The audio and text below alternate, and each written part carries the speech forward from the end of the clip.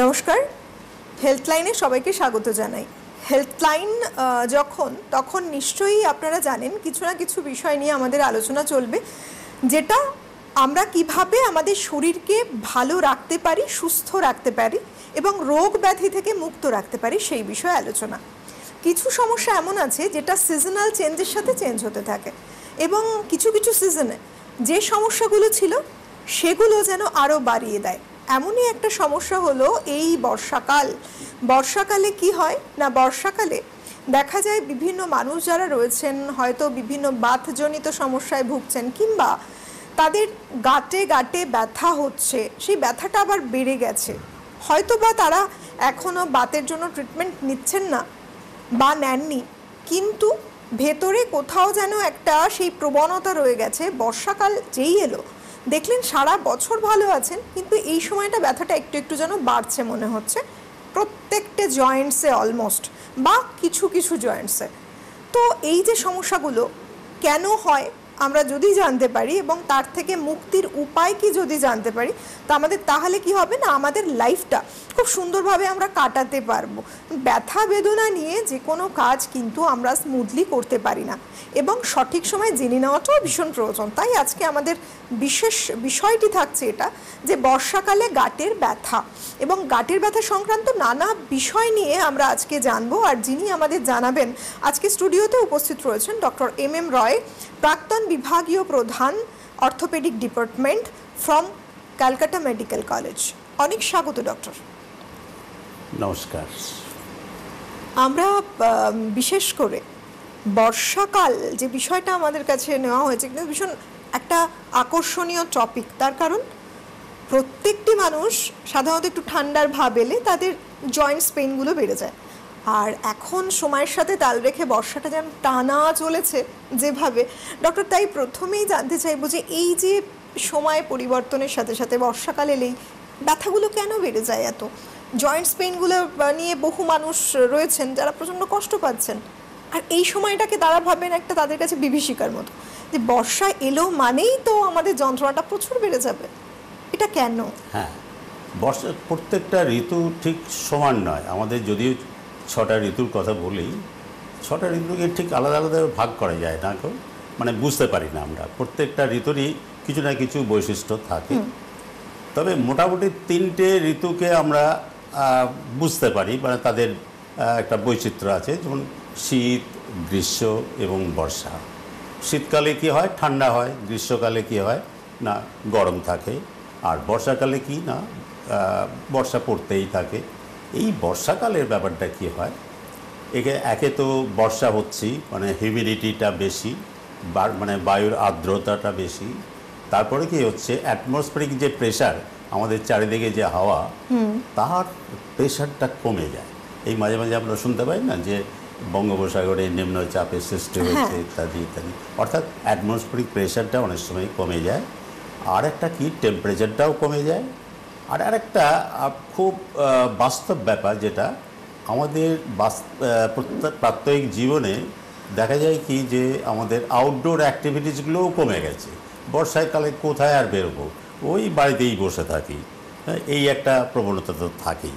সুতরাং এই যে 3টে ঘটনা ঘটে, অর্থাৎ বায়ুর আর্দ্রতা কমে গেল, বায়ুর অ্যাটমসফেরিক প্রেশার কমে গেল, আবার হলো গিয়ে টেম্পারেচারটাও ফল করলো, এই সব কিছু মিলে, এবং এই সময়টা কি হয়, কতগুলো অ্যালার্জেনও এই সময়টা বেশি দেখা যায়। এই সব কিছু মিলে একটা আমাদের জয়েন্টের উপরে এফেক্ট করে। কিছু সংখ্যক মানুষ সাফার হচ্ছেন, বেসিক্যালি কারা সাফার হন? হ্যাঁ, এটা খুবই ভালো প্রশ্ন। যে হচ্ছে মানে প্রতিটি মানুষই যে সাফার করে তা তো নয়, কিন্তু এটা কি হয়, যে যাদের আগে থেকে কিছু কিছু আছে, যেমন হলো কারো রিমাটয়েড আর্থ্রাইটিস আছে বা অন্য অটো ইমিউন ডিজিজ আছে, তারা বেশি সাফার করেন। এছাড়াও একটু বয়স্ক মানুষ যাদের, তাদেরও এইগুলো ঘটনা ঘটতে থাকে। আরও কি হয় না, আমরা লক্ষ্য করি যাদের আগে একটা হয়তো অপারেশন হয়েছে বা রিসেন্টলি কোনো অ্যাক্সিডেন্ট হয়েছিল, শরীরে আঘাত লেগেছে, তাদেরও কিন্তু দেখা যায় যে এই জিনিসটা বেশি হয়। কিন্তু ইন্টারেস্টিং ব্যাপার হচ্ছে ডক্টর, ব্যথার সাথে এই যে সময়ের পরিবর্তন, মানে ঋতুর পরিবর্তন, যখন ঠান্ডা এবং বর্ষাকালেও মানে যেটা বললেন যে আর্দ্রতা তখন অনেক বেশি এই সময় বাড়ে, এর সাথে রিলেশনটা কোথায়? প্রথম কথা হলো গিয়ে আমাদের একটা যদি জয়েন্টের কথা চিন্তা করি, একটা জয়েন্ট মানে কি একটা হাড় আছে, উপরে একটা হাড়, নিচে একটা হাড়, মাঝখানে একটা জয়েন্ট, এর মধ্যে একটা স্পেস থাকে। এখন অ্যাটমসফিয়ারিক প্রেশার যদি কমে যায় এবং বাইরে আর্দ্রতা এবং হলো গিয়ে টেম্পারেচারটা ফল করলো, এই সময় কি হয়, এই তিনটে পরিস্থিতিতে যে ভেতরের যে জয়েন্টের মধ্যে যে টিস্যুগুলো থাকে সেগুলো একটু বাড়ে, মানে আয়তনে বাড়লো। আয়তনে বাড়লো কি হলো, তার ফলে না জয়েন্টের মধ্যে যে একটা প্রেশার, ইন্ট্রা আর্টিকুলার প্রেশার যাকে বলি, সে একটু বাড়তে থাকলো, বেড়ে গেল। এই ইন্ট্রা আর্টিকুলার প্রেশার যদি আমার বাড়ে জয়েন্টের ভেতরকার, তাহলে কি হয়, ভিতরে যে টিস্যুগুলো আছে, বিশেষ করে খুব সেন্সিটিভ যেটা আমাদের নার্ভ, এই নার্ভটা কি হচ্ছে, প্রেশারাইজড হচ্ছে, ইরিটেটেড হচ্ছে, বোনের সকলের উপরে একটা প্রেশার পড়ে, প্রভাব পড়ে। এছাড়াও জয়েন্টের বাইরে কে আছে না, আমাদের মাসেল আছে, টেন্ডন আছে, তারপরে লিগামেন্টগুলো, এগুলো আছে। এদেরও এই আর্দ্রতা এবং ঠান্ডা ওয়েদারে কী হয়, মাসেলগুলো স্টিফ হয়ে যায়, জয়েন্টগুলো কী হয়, ততটা ফ্লেক্সিবল হয় না। তার ফলে কী হলো, তার জয়েন্টে যদি মোবিলিটি কমে যায়, তখন কী হয়, যে লুব্রিক্যান্ট মানে যে বলি, অর্থাৎ যেটাতে ঘর্ষণ কমায় জয়েন্টের মধ্যে, সেটাও কমে গেল। তার ফলে কী হলো, একটা পেনফুল জয়েন্ট হলো। অর্থাৎ বলতে গেলে ব্যাপারটা এরকম হয়, বর্ষাকালে টেম্পারেচার ফল করলো, আমার আর্দ্রতা বেশি এবং আমার প্রেশার কম, অ্যাটমসফেরিক প্রেশার কম, সব কিছু মিলিয়ে জয়েন্টের একটা সোয়েলিং হলো, আমার মোবিলিটিটা কমে গেল, একটা পেনফুল জয়েন্ট তৈরি হয়ে গেল। এইটা হলো গিয়ে আসল ঘটনা। মানে এই তিনটে জিনিস ঘটে। এটা গ্রীষ্মকালে হচ্ছে না, শীতকালে কিছুটা হচ্ছে। কি হচ্ছে না, শীতকালেও আমাদের ঠান্ডাটা, টেম্পারেচারটা ড্রপ করছে, এবং যেটা হয় না, শীতকালে হিউমিডিটিটা আমাদের থাকে না, কিন্তু বাকিটা থাকে। কিন্তু সেজন্য আমাদের দেখা যায় কি, যে এই ব্যথা, গাঁটের ব্যথাটা বর্ষাকালে এবং শীতকালে, এই দুটো কালেই কিন্তু এটা ফিল করেন, বিশেষ করে বর্ষাকালে। অনেকেই ডক্টর মনে করেন যে বহু মানুষ আছেন এমন, যে একটা বয়সের পরে হাড় মানেই ধারণা রয়েছে যে একটা ক্যালসিয়াম, ভিটামিন ডি এর ডেফিসিয়েন্সি কমে গেলে, বা হাড়ের যে ঘনত্ব আমরা বলি, হাড়ের ঘনত্বটা কমে গেলে সেক্ষেত্রে কি এর সাথে কোনো রিলেশন আছে? মানে সেক্ষেত্রে কি প্রভাবটা আরো বেশি হতে পারে এই শীতের সময়টা, এটা ঠান্ডা ওয়েদারে? অফকোর্স মানে আগে থেকেই যদি আমার কিছু হয়ে থাকে, যেমন হলো গিয়ে আমার বোনগুলো অস্টিওপোরোসিসের জন্য হয়তো কিছু পিঠে ব্যথা আছে, বা কোমরে ব্যথা আছে, বা হাঁটুতে ব্যথা আছে, তাদের আর একটু বেশি হবে। আবার অনেকে যেটা কথাটা বলছিলাম, যে অটোইমিউন ডিজিজ একটা আছে, সেই ডিজিজগুলোর মধ্যে ফাইব্রোমায়ালজিয়া অনেকের আছে না, কাঁধে, সকালে ঘুম থেকে উঠি কাঁধে ব্যথা, একটা স্টিফনেস, নাড়াতে পারছে না, এরকম হয়। আবার কিছুটা চলতে চলতে বা সারাদিনে কিছুটা কাজ করতে করতে দেখা গেল তার ব্যথাটা কিন্তু অনেকটাই কমে যাচ্ছে, এরকম হয়। অর্থাৎ এইগুলোর সাথে, অর্থাৎ অ্যাজ এ হোল একটা খুব সুস্থ মানুষের কিন্তু এরকমটা হওয়ার সম্ভাবনাটা একটু কমই, কিন্তু আদারওয়াইজ একটু রিলেটিভলি অসুস্থ মানুষ, বা যার আগে থেকে কিছু এলমেন্ট ছিল, তাদের কিন্তু একটু বেশি হয়। ব্যথা মানেই তার যে দৈনন্দিন কাজকর্ম, সেক্ষেত্রে অনেকটাই প্রভাব পড়বে। অফকোর্স, তার মানে হ্যাঁ, প্রভাব পড়বে। তুমি দেখো যে আমরা অন্য সময় কি হতো, আর 5 বার বাড়ির থেকে বেরিয়ে যাচ্ছি, কাজের জায়গায় যাচ্ছি, বর্ষাকালে আমাদের হাত পা গুটিয়ে ঘরে বসে থাকা কাজ। তার ফলে কি জয়েন্টের মোবিলিটি নেই।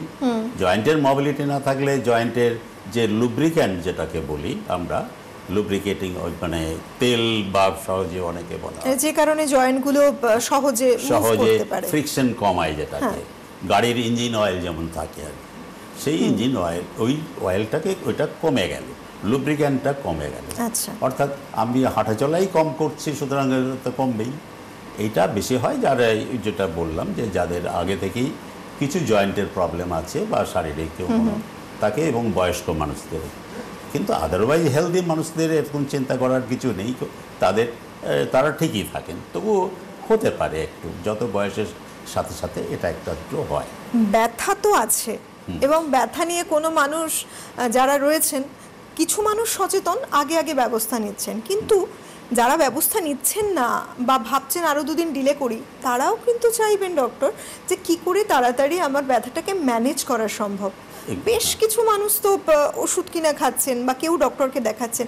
তো এর ম্যানেজমেন্ট সাধারণত কি কি আছে এই ধরনের ব্যথা? এটা ঠিকই যে আমার একটু ব্যথা করছে, মানে যে এটা তো হতেই পারে। ব্যথা একটা আমাদের সঙ্গে অনেক সময় অনেক কারণেই ব্যথা হতেই পারে, বিশেষ করে যে এই যেটা কথাটা বললাম যেটা হতেই পারে।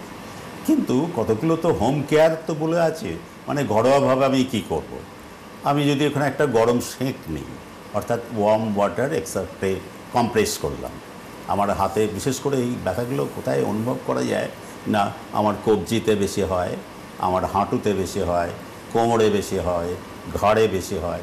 আমি একটা গরম একটা পাত্রে গরম জল নিলাম, একটা গামছা বা তোয়ালে ডুবিয়ে একটু সেঁক নিতে পারলাম, এর সাথে যদি একটু এপসম সল্ট দিতে পারি তাহলে আরোই ভালো।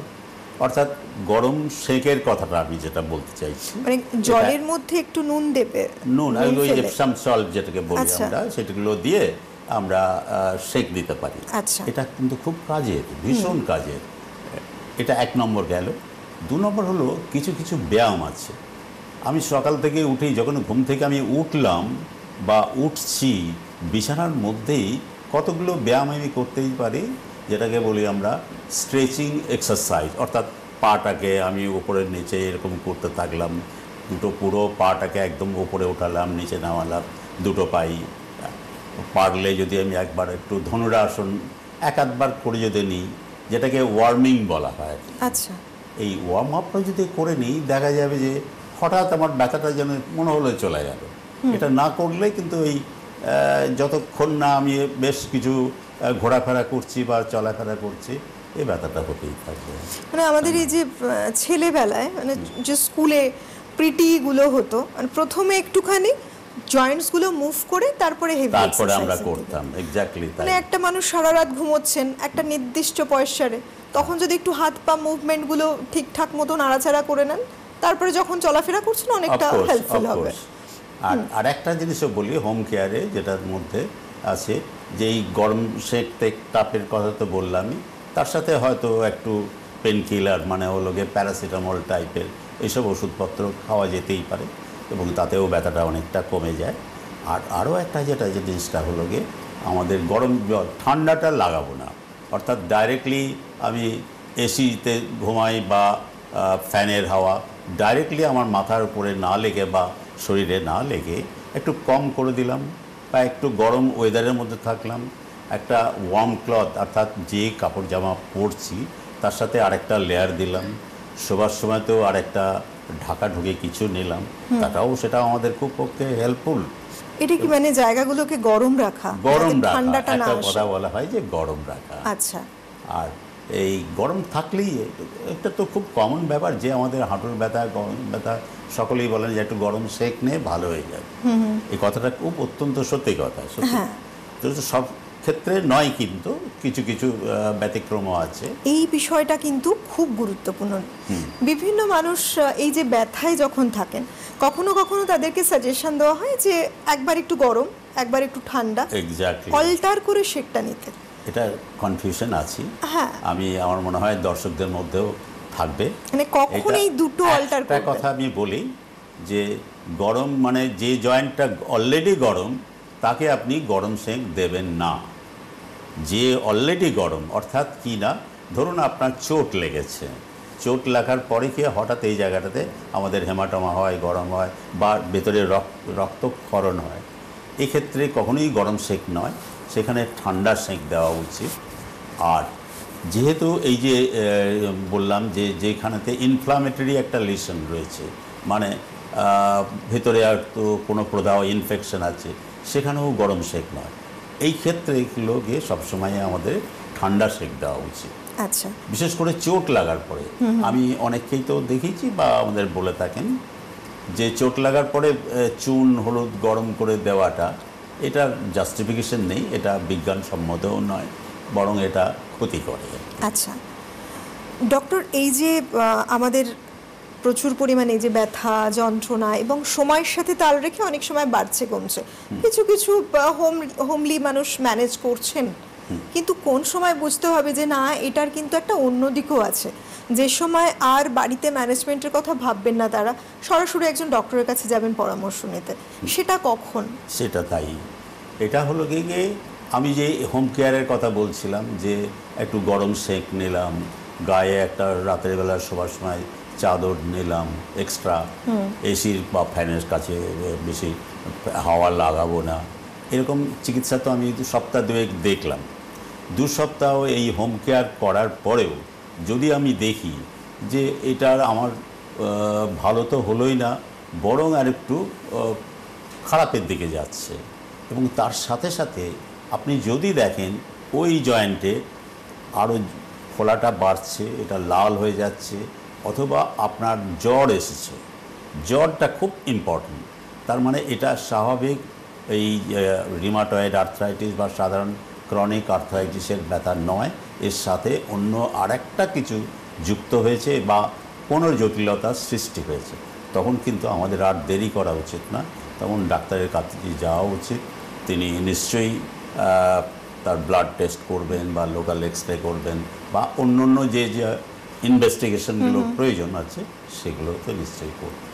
আর একটা বিষয় ভীষণভাবে গুরুত্বপূর্ণ, সব ক্ষেত্রেই যেটা বলা হয় যে খাবার, মানে যেটা খাদ্য অভ্যাস মানুষের, মানে বেশ কিছু ব্যথায় বিভিন্ন সময় ডক্টররা সাজেস্ট করেন বা আশেপাশে যারা আছেন তারা বলেন এই জিনিস খাবে না, পার্টিকুলারলি তারা উল্লেখ করে দেন, আবার বলেন আবার কখনো যে এই জিনিসগুলো খাবে, এইগুলো খাবে না, এই যে ডায়েট, হ্যাঁ বলা হয়ে থাকে, ডেফিনেটলি বলা হয়। ডায়েটের সাথে ব্যথার কি সম্পর্ক? ব্যথার সঙ্গে সম্পর্ক আছে, বিশেষ করে একটা ব্যথা তো আছেই, যেটাকে বলি গাউটি আর্থ্রাইটিস, মানে গাউট যেটাকে বলা হয়, অর্থাৎ ইউরিক অ্যাসিড লেভেল বেড়ে যায় আমাদের ব্লাডে।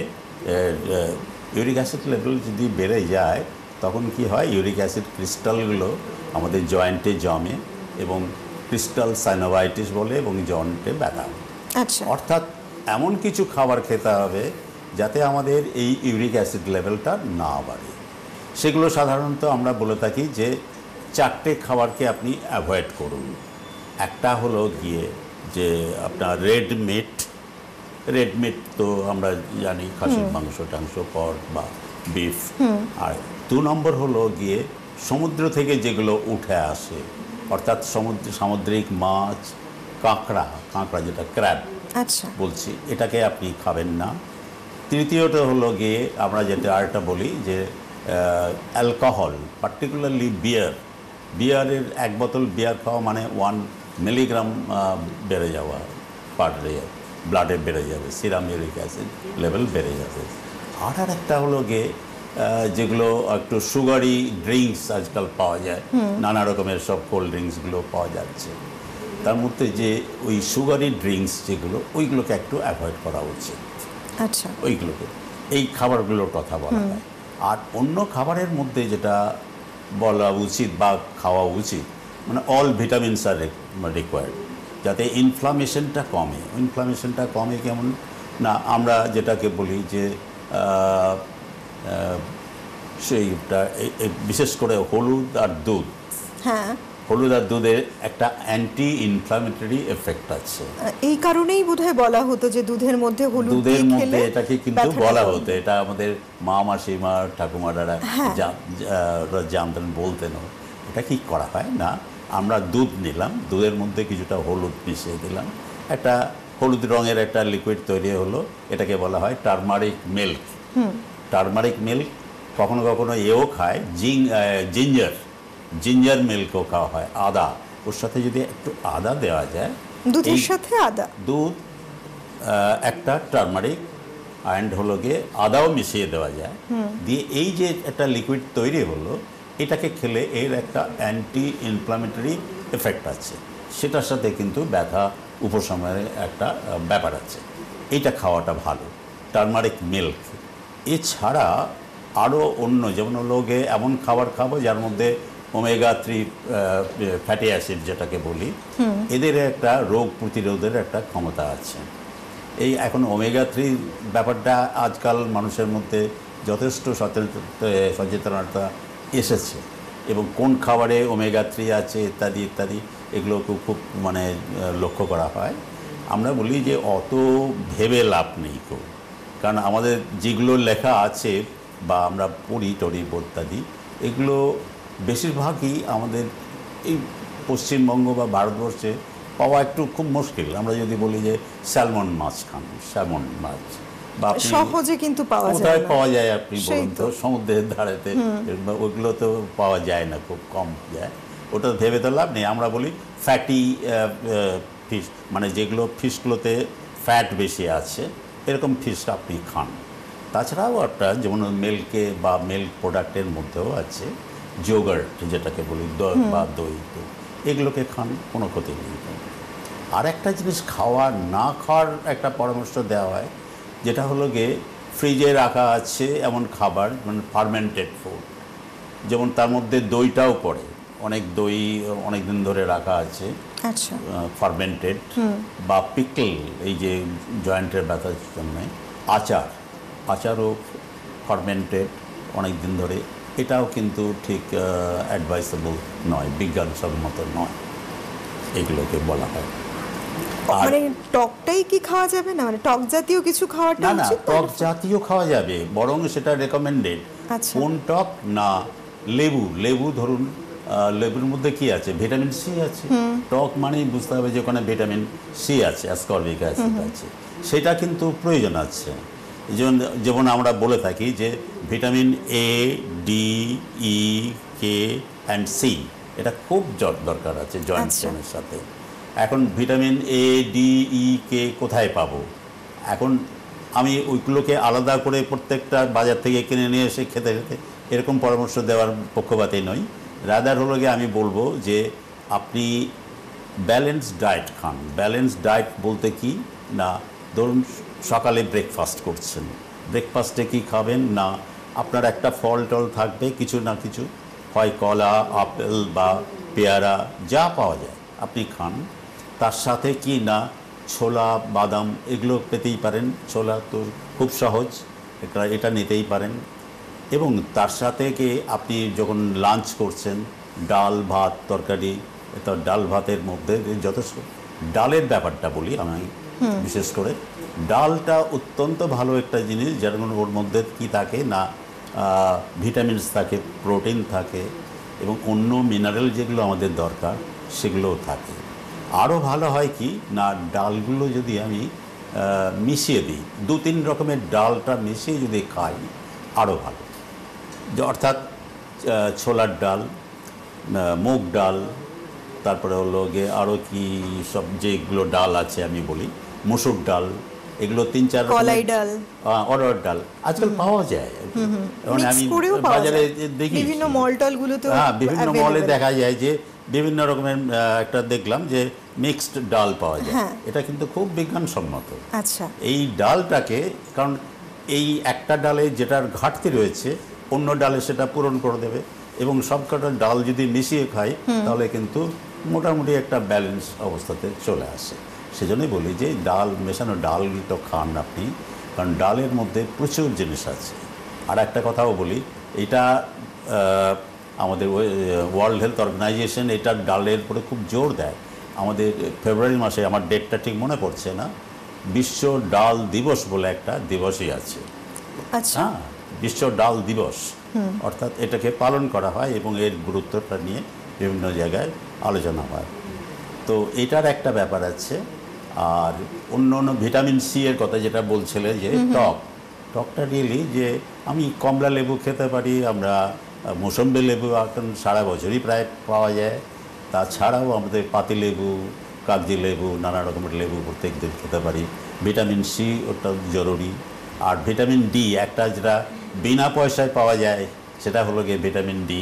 সানলাইট, আমাদের একটা গায়েতে যদি একটু রোদ লাগায় যথেষ্ট পরিমাণে ভিটামিন ডি তৈরি হয়। এটা খুব জরুরি এটা। অথচ এটা নিয়ে একটা মিথ রয়েছে যে বেশি সূর্যের আলো লাগানো যাবে না, আলট্রাভায়োলেট রে প্রচুর ক্ষতি করে এই রশ্মিটা। সুতরাং যদি রোদে বেরোতে হয় নানা রকম প্রোটেকশন নিয়ে বেরো, যাতে ডাইরেক্ট সানলাইটটা না তোমার গায়ে পড়ে।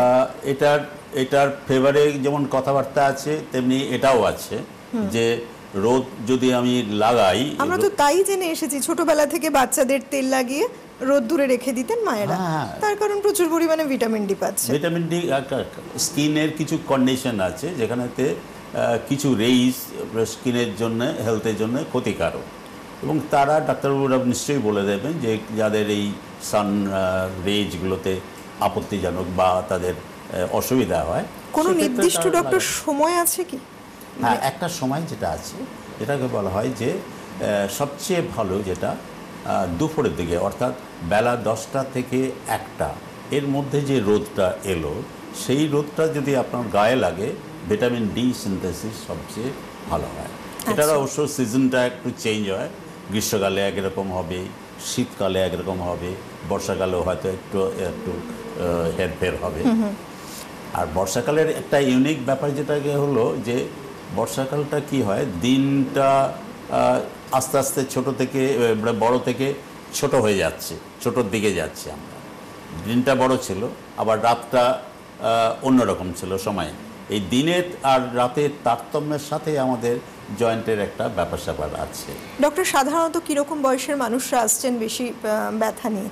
একটা সময় তো আমরা মনে করতাম যে একটা বয়সের পরে ব্যথাটা অনেক বেশি হবে, এখন সাধারণত সমস্ত বয়সে, অল্প বয়স থেকেই দেখা যায় ব্যথা যন্ত্রণা নিয়ে আছে।